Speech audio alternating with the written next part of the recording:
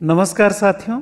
आज जो कहानी मैं सुनाने जा रहा हूँ वह पूरी तरह सत्य घटना पर आधारित है और यह कहानी मेरे इससे पहले की श्रृंखला जाति न पूछो साधु की से थोड़ी जुड़ी हुई है। घटना एकदम सत्य है, पर संस्कृत की एक कहावत सत्यम ब्रूयात प्रियम ब्रूयात अर्थात सत्य बोलो पर प्रिय बोलो को मैं सुविधानुसार बहुत पसंद करता हूँ। सुविधानुसार इसलिए क्योंकि हमेशा ऐसा कर नहीं पाता जैसा आज कर रहा हूँ। आज मैं यहाँ इस सच्ची कहानी के दो पात्रों का नाम बदल रहा हूँ ताकि उनकी इज्जत बरकरार रहे। दोनों मेरे अच्छे मित्र हैं और दोनों के परिवार वालों को भी जानता हूँ और उनके परिवार के लोग मुझे भी जितना अच्छा नहीं हूँ उससे भी ज़्यादा अच्छा समझते भी हैं और मानते भी हैं। रहते तो दूर हैं, पर आजकल के सस्ते फ़ोन व्हाट्सएप, मैसेंजर और फेसबुक आदि ने कम से कम रिश्तों की भौगोलिक दूरी को कम करने में निश्चित रूप से अहम भूमिका निभाई है। सच कहूँ तो मेरी ज़िंदगी के कई अवसर ऐसे हैं जिन्हें जब से फ्री मैसेज का ज़माना आया है तब से मुझे याद करने या याद दिलाने की ज़रूरत नहीं पड़ती, और नहीं तो मेरे परिवार के लोग जब याद दिलाते थे तब पता चलता था कि आज की तारीख में मैंने धरती पर पग धरे थे या आज के ही दिन मैं द्विभुज से चतुर्भुज हुआ था आदि। आप भी सोच रहे होंगे कि ये चतुर्भुज कब से हो गया। वास्तव में शादी के बाद हम में दो संभावनाएं होती हैं, चतुर्भुज या चौपाया जैसा हो जाने की। शादी के बाद भी यदि आप खुश हैं तो चतुर्भुज, और यदि शादी के बाद भी दुखी हैं तो निश्चित रूप से चौपाया जैसा। चौपाया जैसा क्यों? वो इसलिए कि यदि दुखी हैं तो पशु जैसे पास में बंध तो जाते हैं, पर उनकी जैसी निश्चिंतता कहाँ होती है। तो आइए अब इस कहानी पर आते हैं। वो दोनों मित्र जन्म से मेरे जैसे ही ब्राह्मण हैं, दोनों साथ साथ एक ही जगह पर नौकरी करते हैं, पर दोनों के विचार अलग अलग हैं, होना भी चाहिए। उनमें से एक बीजेपी का कट्टर समर्थक और दूसरा कांग्रेस का, और जब भी बात होती है मैं उन दोनों को छेड़ते रहता हूँ। जब भी बीजेपी मित्र से बात होती है बीजेपी की आलोचना करता हूँ, और जब भी कांग्रेस वाले से बात करता हूँ तो कांग्रेस की। तर्क तो ज़्यादातर मेरा ही सही होता है या उन्हें सही लग जाता है, पर दोनों की पार्टी के प्रति आस्था में कोई कमी नहीं होती और मेरी कोई ऐसी मंशा भी नहीं होती कि वो ऐसा करें। मेरे प्रति सम्मान की वजह से या तो वो हामी भरते हैं या चुप रहते हैं या हंसते रहते हैं, और मुझे तो मज़ा लेना रहता है, वो मैं लेते रहता हूँ। राजनैतिक रूप से देखेंगे तो बीजेपी वाले मित्र एकदम अंधभक्त टाइप के हैं, तो कांग्रेस वाले मित्र भोक्ता या उपभोक्ता टाइप के हैं। वैसे बचपन से अभी तक तो वो कांग्रेस में ही हैं, पर वो कभी भी पलटी मार देने के आजकल के कांग्रेसी गुण से पूरी तरह से ओतप्रोत हैं, ऐसा मेरा मानना है। तो चलिए कुछ तो नाम लेकर उन्हें संबोधित करना ही होगा, तो आज के लिए मैंने उनका नाम गप्पू और पप्पू रख दिया है। इस कहानी को भेजूंगा तो उन्हें पता चल ही जाएगा। फिर भी मुझे उन पर पूरा भरोसा है कि वे मुझसे नाराज़ नहीं होंगे, और आप लोग जो भी थोड़े बहुत सुनेंगे उनसे भी उम्मीद है कि आप नाम के चक्कर में न जाकर कहानी के मज़े लेंगे और संदेश पर ध्यान देंगे। कहानी मज़ेदार है, सुनिएगा ज़रूर। दोनों के ही दो दो बेटे हैं, तो अब तो आप समझ ही गए होंगे कि ये वो वाले गप्पू और पप्पू नहीं हैं जो आप में से कुछ लोग समझ रहे होंगे। कहानी कुछ ऐसी है कि आज से 3-4 दिन पहले लगभग शाम के 7:30 बजे गप्पू का फ़ोन आया मेरे पास कि भाई साहब आप फ्री हैं क्या? तो मैंने कहा बिल्कुल, बोलिए। तो वो बोले कि इस बार जो आप वीडियो भेजे थे वो इतना अच्छा लगा कि पूछे मत। तो मैंने कहा कि आप किस वीडियो की बात कर रहे हैं? तो उन्होंने कहा कि वीडियो तो सभी ठीक ठाक ही हैं आपके, पर जाति न पूछो साधु की वाला तो गजब का है। तो मैंने धन्यवाद देते हुए कहा कि आप क्या सीखे उससे? तो उन्होंने बोला कि सुनिए, मैंने अपने पूरे परिवार को बिठा के उस वीडियो को सुनाया। मैंने कहा वेरी गुड, तो आप लोगों को क्या सीख मिली उससे? तो उन्होंने कहा कि ज़बरदस्त वीडियो है भाई साहब, एक एक बात आपकी सटीक है।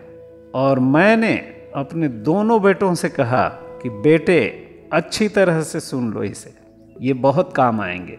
मैं और तीसरी बार कुछ न पूछ लूँ शायद इसलिए उन्होंने मुझसे पूछा कि आपको पता है कि मैं कहाँ बैठा हूँ? तो मैंने कहा कि आप ही बता दीजिए। तो उन्होंने कहा कि मैं पप्पू के घर में बैठा हूँ। मैंने कहा क्या बात है, आप दोनों एक साथ? सामान्यतः अपने ऑफिस के काम के बाद वे आपस में एक साथ कम ही बैठते हैं। तो मैंने कहा कि बढ़िया है। तो बोले कि लीजिए पप्पू से भी बात कर लीजिए। दुआ सलाम हो जाने के बाद पप्पू बोले, भाई साहब हमें भी आप ये सब क्यों नहीं भेजते? मैंने कहा कि शायद आपका जो कांटेक्ट नंबर मेरे पास है उसमें व्हाट्सअप नहीं है। तो उन्होंने हामी भरते हुए अपना व्हाट्सअप नंबर लिखवाया और इधर उधर की बातें करके फ़ोन वापस गप्पू को पकड़ा दिए। मुझे हैरानी तो हो ही रही थी, तो मैंने गप्पू से पूछा कि आप दोनों कर क्या रहे हैं? तो उन्होंने कहा कि सच बताएं? तो मैंने कहा कि उम्मीद तो मैं यही करता हूँ।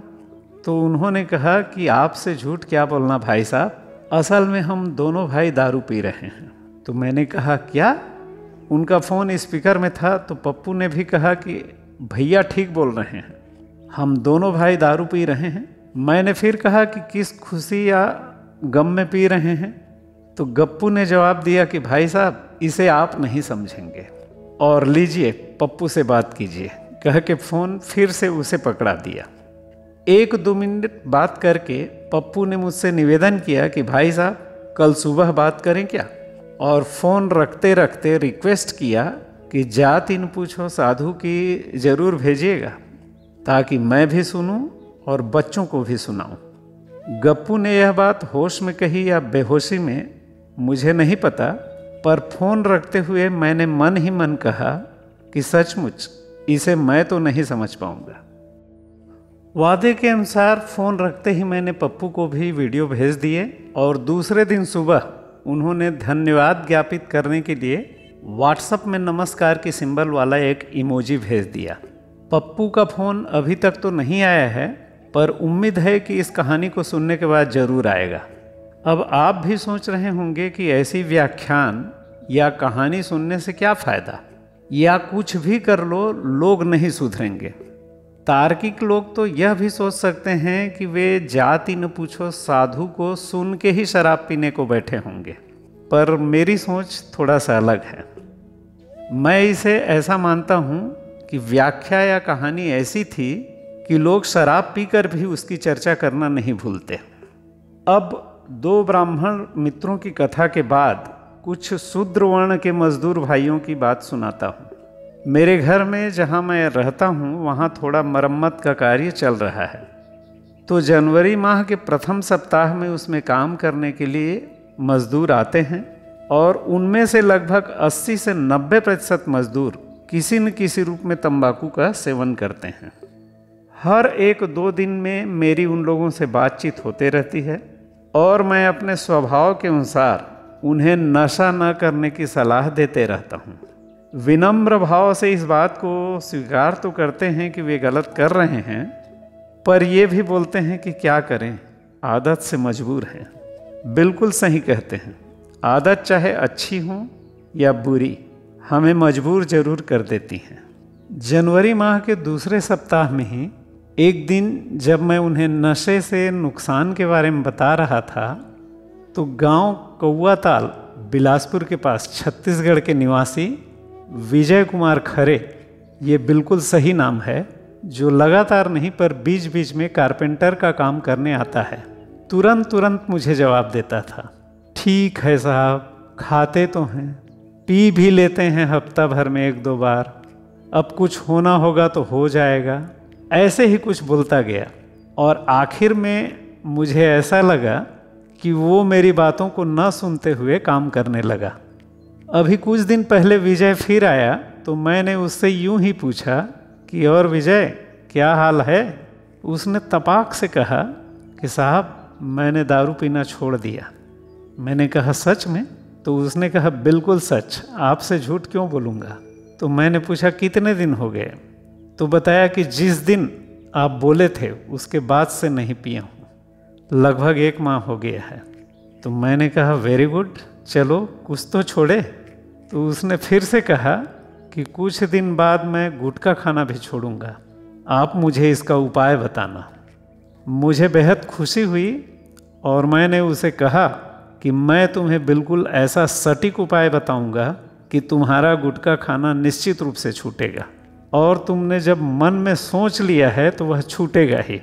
तो उसने हंसते हुए कहा कि अभी नहीं बताइएगा, कुछ दिन बाद जब मैं वापस आऊँगा तो आपसे खुद पूछूंगा। उसके चेहरे की खुशी और आवाज़ की दृढ़ता बता रही थी कि कुछ दिन बाद वह अपने गुटखे खाने की आदत से भी मजबूर नहीं रहेगा।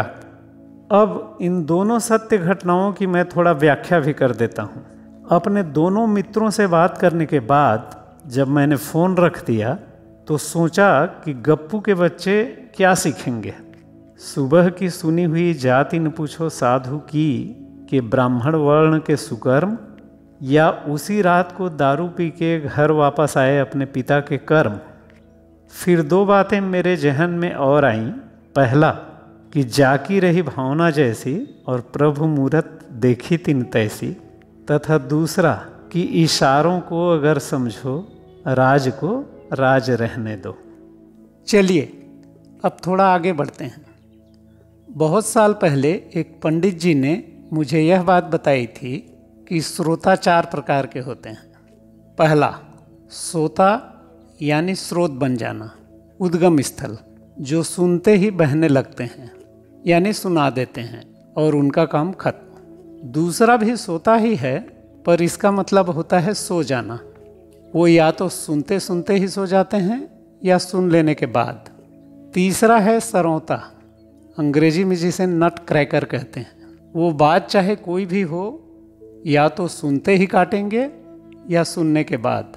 और चौथा श्रोता, जो सुनते हैं, समझते हैं और कुछ अमल में भी लाते हैं। मैं तो अपने को जानता हूँ कि क्या हूँ, पर आप क्या हैं ये तो आप ही जानेंगे। पर मैं तो यही सोचकर सुना रहा हूँ कि आप सब चौथे नंबर के असली श्रोता हैं। एक बात और, आप कुछ करें या ना करें, पर अच्छी बातें सुनते भी रहेंगे तो एक न एक दिन उसका असर अवश्य पड़ेगा। किसी को तुरंत, तो किसी को दिनों बाद, तो किसी को हफ्तों बाद, तो किसी को महीनों बाद, तो किसी को सालों बाद, तो किसी को जन्मों बाद। क्योंकि संगत से रंगत बदलती जरूर है, और अच्छी कथा कहानी सुनना सत्संग ही है। आप स्वस्थ एवं मस्त रहें, इन्हीं शुभकामनाओं के साथ गप्पू, पप्पू और विजय की कहानी उन्हीं को सादर समर्पित करते हुए आज की बात समाप्त करता हूँ। मुझे सुनने के लिए बहुत बहुत धन्यवाद। समय मिले तो अपनी प्रतिक्रिया अवश्य देवें।